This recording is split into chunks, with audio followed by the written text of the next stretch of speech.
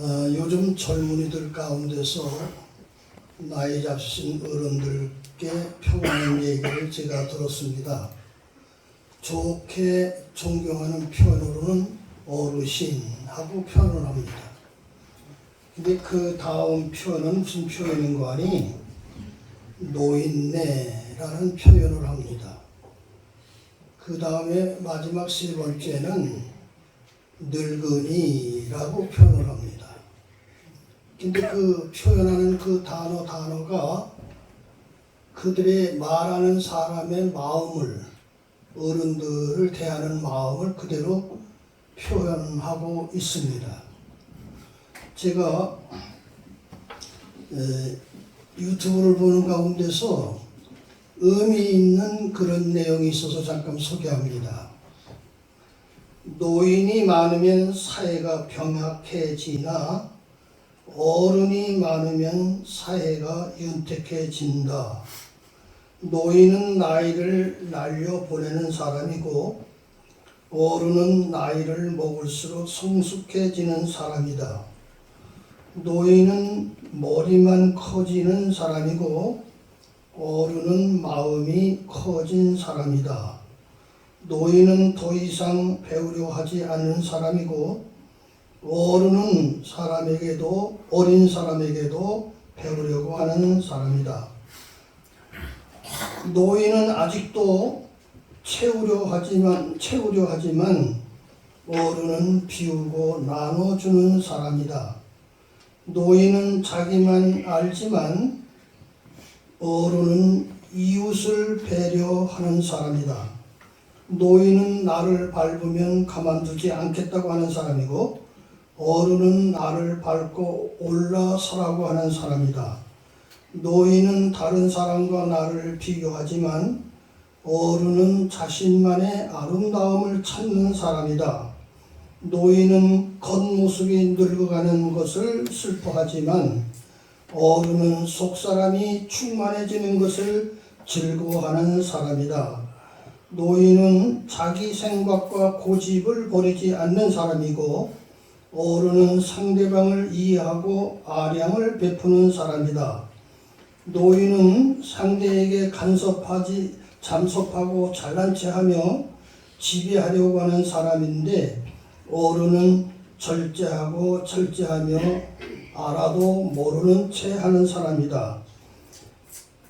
노인은 고독하고 외로움을 많이 타는 사람이고 어른은 좋은 법과 동지들을 유쾌하는 모습으로 대하는 사람이다.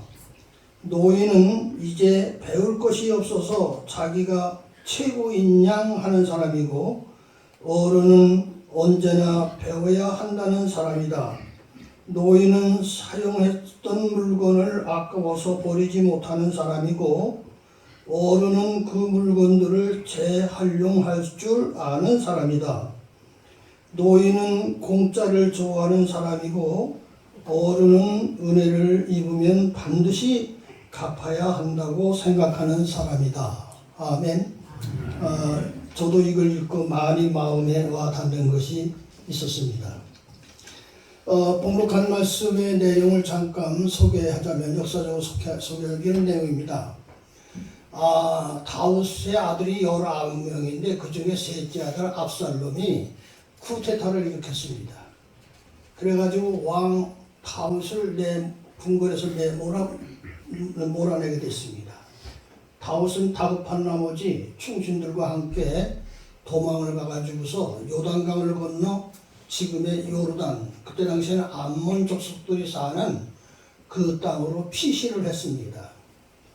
피신한 상황 속에 그때 당시에 아주 급하게 피신했기 때문에 거처, 먹을 것, 또 어떻게 해야 될지 죽음의 큰 공포 속에 이 다윗과 같이 다른 충신들이 큰 공포 속에서 있었습니다.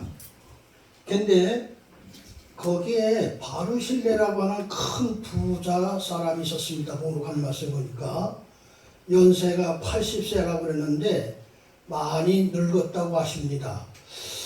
제가 이 얘기를 들을 때 우리 평강교회 식구들은 80세쯤 되면 뭐 늙었다고 보는가.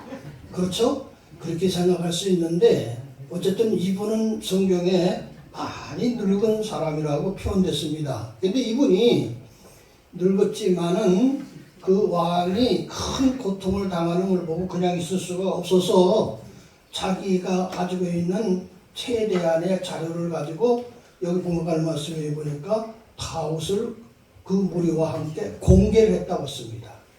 이 공개라는 말을 여러분들 아주 주의해서 잘 들으시기 바랍니다. 효도하는 것과 공개하는 것과의 차이점을 제가 소개하겠습니다. 오늘날 젊은이들은 효도를 하는 것을 명절에 선물 좀 사가지고 용돈 좀 드리고 다달이 용돈 좀 드리고 하는 것이 효도인 양 생각을 하는 경우가 많습니다. 그런데 공개하는 것은 그것하고 차원이 다릅니다. 공개는요, 하루 종일 풀타임 또 그분이 필요로 하는 거 모든 걸 갖다가 제공하는 모습입니다. 그러니까 풀 서비스를 하는 겁니다. 누가요? 80세 할아버지 바르실레 할아버지가 그렇게 했다는 것입니다. 이 공개하는 모습을 본 다윗은 크게 감동을 합니다. 다행히 구테타쿤이 물러나게 되고 정부군이 승리를 해가지고 이제 다윗 왕이 황궁을 하게 됩니다. 황궁할 때 첫째가 요단강을 그는 건데 그 요단강 걸 때 물이 많으니까 아마도 조금 어려웠던 모양입니다. 그러니까 이 바르실레가 그 소식을 듣고 최대한 편안히 잘 건너서 황궁하시도록 도왔습니다. 그때 이 다윗이 바르실레한테 얘기를 합니다. 같이 가자고 그 걸로 하면서 얘기를 했을 때 이 바르실레가 아주 겸손히 사양을 해가면서 대신에 자기 아들 김함에게 좀 제게 베풀을 것을 베풀어 주라고 이렇게 부탁을 하면서 극구 만류하면서 같이 궁궐에 들어가지를 않았습니다. 자, 이 말씀 속에서 우리 어르신 바르실레의 모습을 찾을 수가 있습니다. 이분은 노인이 아닙니다. 이분은 늙은이가 아닙니다. 제가 보기에 아주 훌륭한 어르신입니다. 믿습니까? 이 어르신의 생활을 같이 본받기 위해서 크게 오늘 제가 4가지를 좀 줄여서 간단하게 소개하고자 합니다. 첫째, 어려움을 당한 사람을 도와주는 어르신 바르실레를 생각하겠습니다. 여러분, 앞으로 우리가 살아나가는 길에 어떤 어려움이 우리에게 닥치는지 모릅니다. 우리 어르신들은 6.25 사변의 어려움을 겪으셨고 그 다음에 1.4 때의 어려움을 겪으셨습니다. 또 우리가 잘 아는 대로 민주화운동을 하시는 분들이 지난번 광주 사건을 통해서 많은 어려움을 당하신 적이 있습니다. 근데 이렇게 어려움을 당하실 때에 그분들을 도와야 된다는 것이 우리 바르실레 할아버지를 통해서 주시는 교훈입니다.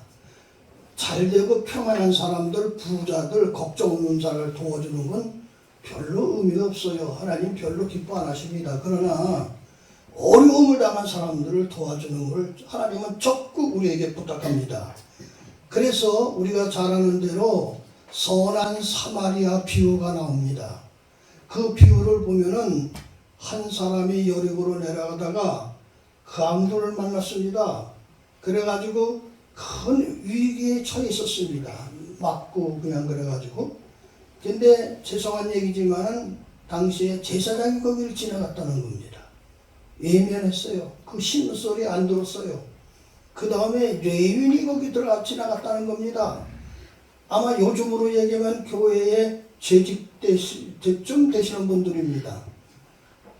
그런데 잘 아는 이방인, 아주 천하게 여기는 사마리아 사람이 거기 가다 그 어려움에 처한 사람을 도와줬다는 겁니다. 그러면서 우리 예수님 말씀합니다. 이 중에서 어떤 사람이 참 이웃이냐 하는 겁니다. 하면서 우리에게 선한 사마리아, 특별히 어려운 사람을 돕는 그런 사람이 되라 하고 우리에게 부탁합니다. 성경은 말씀합니다. 냉수 한 그릇을 소자에게 접대하면 그것이 하늘에서 상이 크다 하고 말씀합니다. 여러분, 냉수 한 그릇 큰 것으로 생각하지 않을 겁니다. 그러나 우리 하나님은 그것을 가지고 접대하는 그 사람, 어려움 당한 사람을 도와주는 그 사람의 그 행위는 아주 크게 보십니다. 앞으로 어려운 사람이 주위에 있으면 가만히 계시지 마시고 찬스가 왔다 하고 그분들을 도우시기를 주임으로 부탁합니다. 제가 간증하겠습니다. 제가 1년 반 전에 우리 교회에 손님이 오셨어요. 반주자의 동기 동창이라고 합니다. 순천에 산다고 합니다. 근데 이 반주자가 여성인데 동기 동창되는 이분들은 두 분은 남자입니다. 근데 이 반주자가 운전하고 먹을 거 이런 거 다 가이드를 하고 서빙해야 됩니다. 그러니까 힘들어 하시더라고요. 반주자가 힘들어 했을 때 담임 목사인 제가 보고 가만히 있어야 될까요? 예? 어떻게 생각합니까? 어려움을 당하는 그 모습을 보고 내가 그랬습니다. 제가 한번 접대를 하겠습니다. 그랬더니 반주자가 진짜요? 그래요. 진짜라고. 그래가지고 그분들을 저 뷔페 식당에 한 2만원 조금 넘는 그런 식당에 가서 접대했는데 이분들이 그걸 잡수고 아주 잘 먹었다고 감사하다고 그러시더라고요. 그걸 지났어요. 이번에 제가 여기 오니까 반주자가 저한테 카톡이 왔어요. 문자로 뭐라고 온 거니? 목사님 혹시 순천에 가시는 길이 있으면 꼭 여기에 정 사장님은 이분 그때 먹었던 그 사람을 꼭 만나보라는 거예요. 그래서 전화번호를 주고 그래서 전화를 했더니 문자를 보냈더니 정 사장님이 내가 지금 저기 행복한 우리 교회 총장님 교회에 설교하러 가는데 그때 11시에 거기서 만날 수 있을까요? 하고 문자를 보냈더니 당연하지요.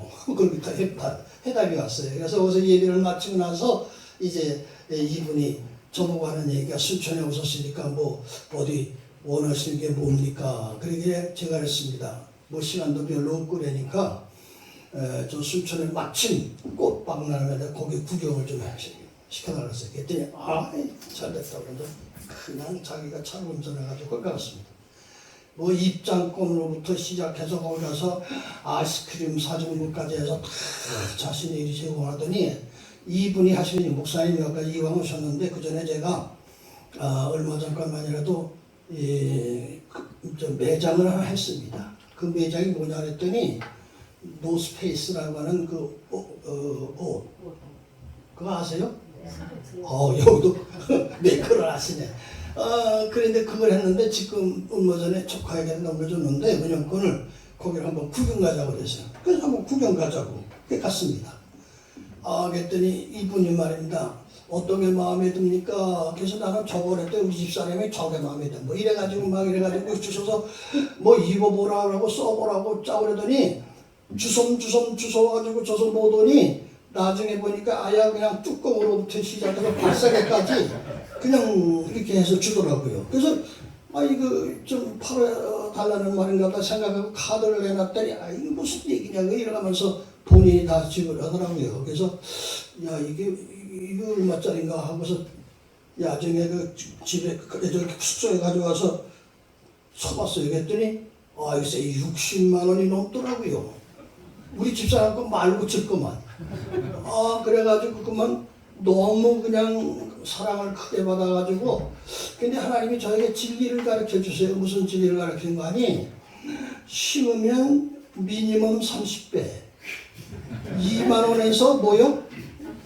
60만 원. 이게 미니멈이더라고요. 이게 큰 건 줄 알았더니 다음에는 이제 60배 그 다음에는 100배 뭐 이 정도로 생기게 해주시지 않을까 그런 생각을 제가 하고 있습니다.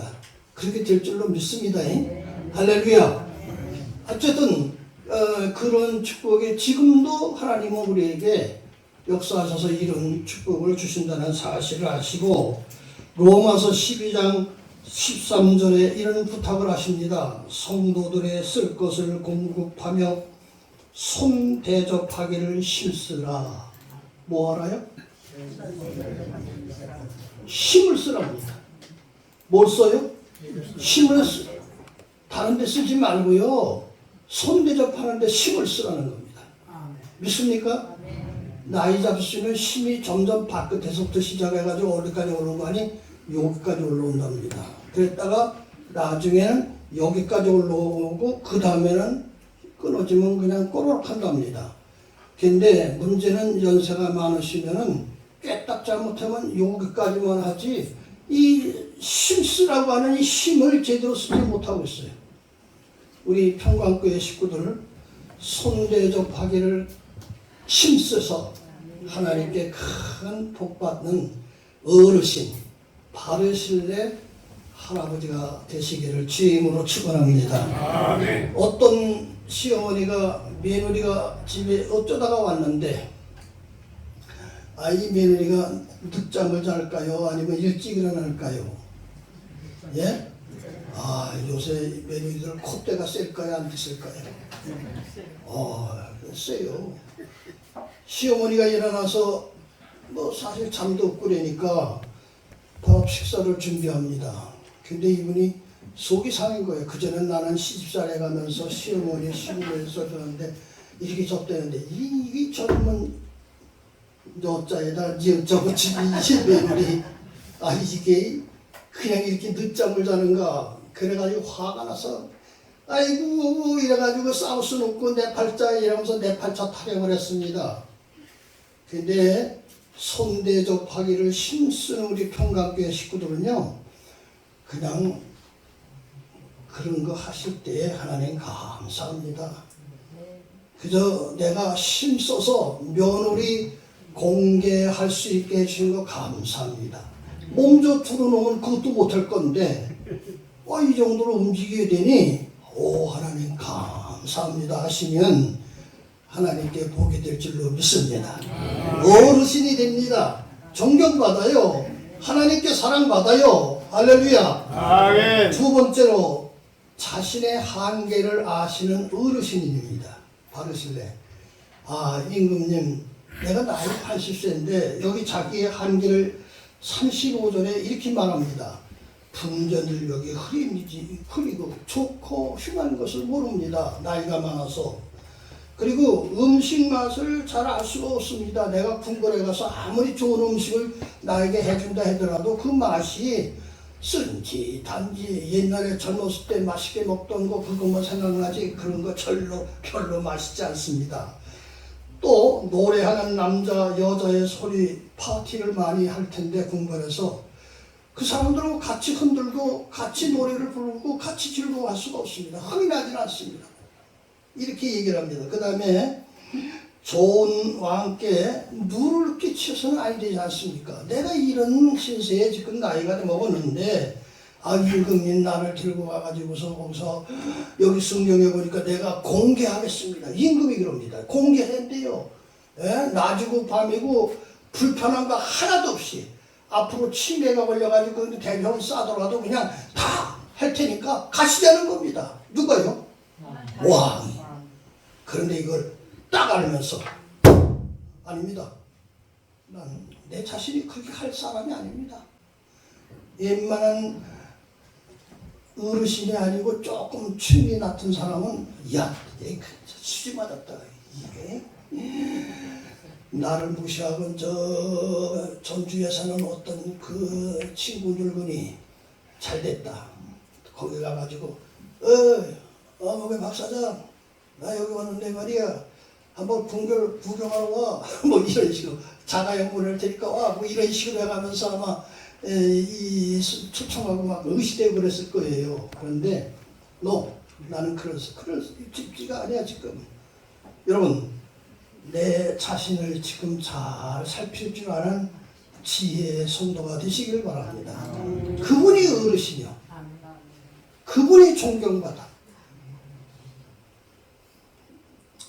여기 시편 90편 12절에 보면은요, 다윗은 그렇게 얘기를 합니다. 우리의 나를 계수함을 가르치사 지혜로운 마음을 얻게 하옵소서.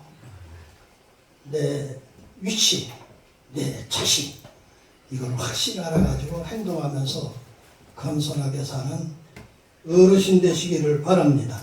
다음에 세 번째, 자식에게 좋은 상을 받도록 좋은 유산을 남겨주는 어르신 바르실레를 생각해 주시기 바랍니다.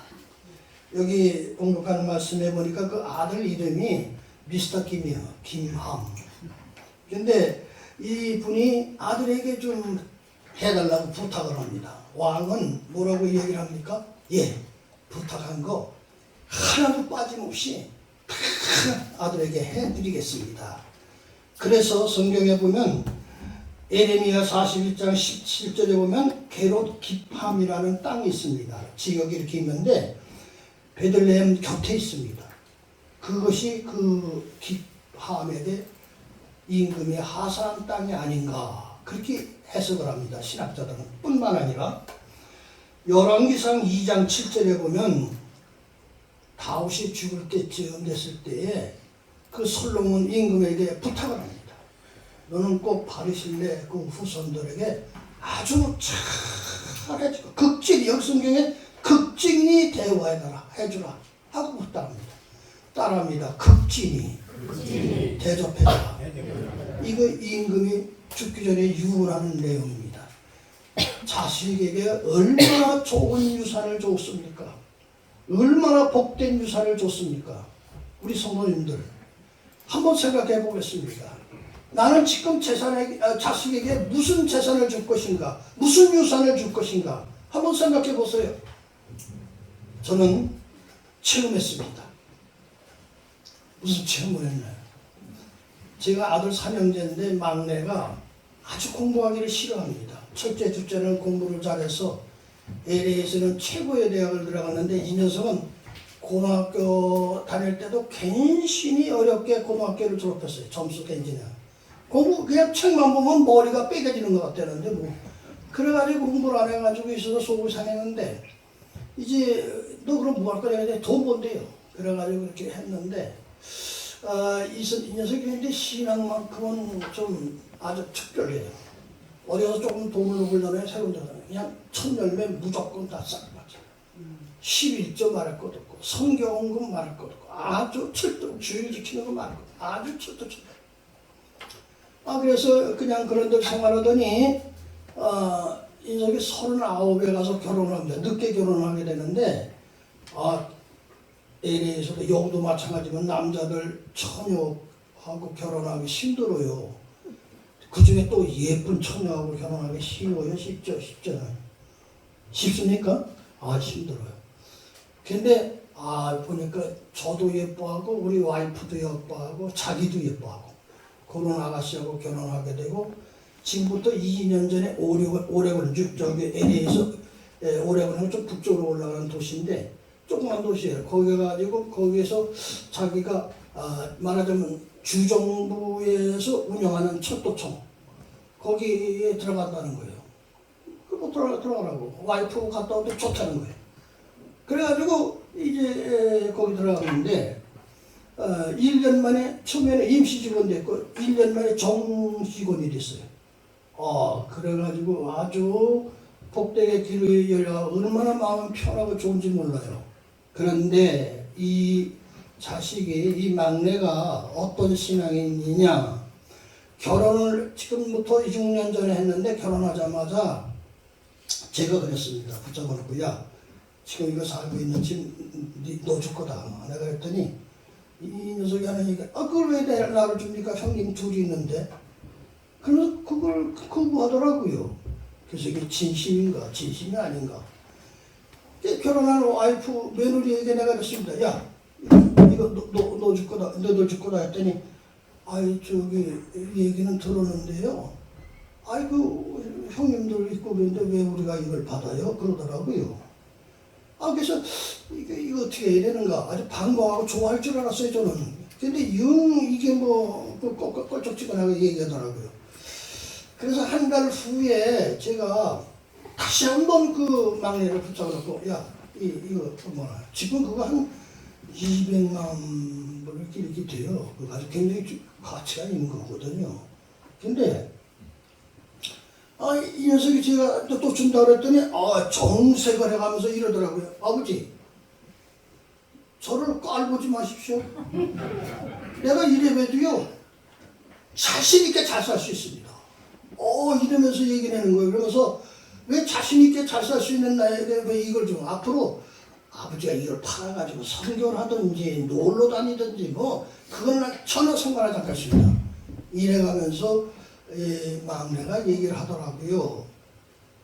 저는 그 얘기를 들을 때에 그런 정신을 준 것이 누군가? 그런 마음을 준 게 누군가? 요새 흔하게 유산 문제 때문에 싸우고 심지어 부모 죽이고 심지어 형제들끼리 싸워가지고 원수가 되고 재판 걸고 그런 데가 있습니까? 없습니까? 예, 많이 나와요. 보니까 많이 나와. 그런데 우리 막내는 그게 아니에요. 우리 자식들은 그게 아니에요. 얼마나 좋은 유산이겠습니까? 예? 얼마나 복된 유산입니까? 그리고 한 가지 알아야 될 거는요. 돈 많으면 위험합니다. 성경을 말합니다. 종과 동록이 거기 돈다는 거예요. 그게 뭐예요? 돈 가지고 있으면, 특별히 많이 가지고 있으면 위험한 일을 당할 수밖에 없다 하는 얘기입니다.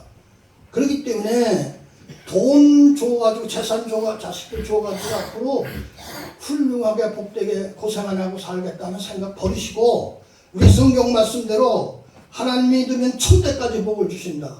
믿음대로 된다. 믿음으로 기도하면 그대로 되리라. 우리 기도하면서 자식들이 앞으로 세계의 최고의 머리 되고 앞으로 자손들 후손들 가운데 세계 최고의 인물이 나고 어느 민족보다는 뛰어나게 하는 이러한 축복을 바라보며 기도하며 믿음으로 사는 귀한 성도 되시기를 바르실레 할아버지가 되시기를 주임으로 축원합니다. 그런데 그분이 참다운 어른이세요. 이런 참다운 어른 이 시간 마음속에 받으시기를 바랍니다. 마지막 4절 복록할 말씀 35절에 이런 말합니다. 어찌하여 종이 내 주 왕께 아직도 누를 끼치리까 하는 얘기를 합니다. 누를 끼치리까. 즉 연세가 많아 80세가 됐는데 지금 앞으로 사는데 어떻게 살는지 모르지만 내가 왕께 누를 끼치면 안 된다 하는 겁니다. 왕께. 여기 성경에는 이 사람은 큰 부자라고 그랬어요. 그러면 요즘으로 얘기하면 한 억만장자 좀 되는 그런 사람 같습니다. 근데 이 사람은 생각할 때 왕한테 가면 내가 누를 끼치는, 왕에게 누를 끼친다는 거예요. 짐이 된다는 거죠. 자, 우리 믿음의 식구들 같이 기도하면서 바르실레 어른의 그 정신을 받으시기를 바랍니다. 나는 누구에게도 누를 끼치다가 세계를 마치지 않겠다라는 믿음을 이 어버이 주의를 통해서 마음속에 굳게 가지시기를 바랍니다. 기도할 때 그래서 꼭 기도하십시오. 시비에 걸리지 않게. 남에게 누구 안 끼치기 위해서. 병 들어가지고 병원에서 코에 호흡기 껴가지고 있다가 세상 마치면서 떠나는 공동개칠 동안 몇 달 동안은 괜찮았지만 그게 10년, 20년 가면은 이거 얼마나 큰 침을 줍니까? 누를 끼칩니까? 지금부터 기도하셔서 앞으로 하나님께서 우리에게 남에게 덕을 끼치고 복음 전하고 유익을 주다가 생애를 마치게 해달라는 간절한 바르실레 할아버지가 되시기를 주임으로 축원합니다. 기도하겠습니다.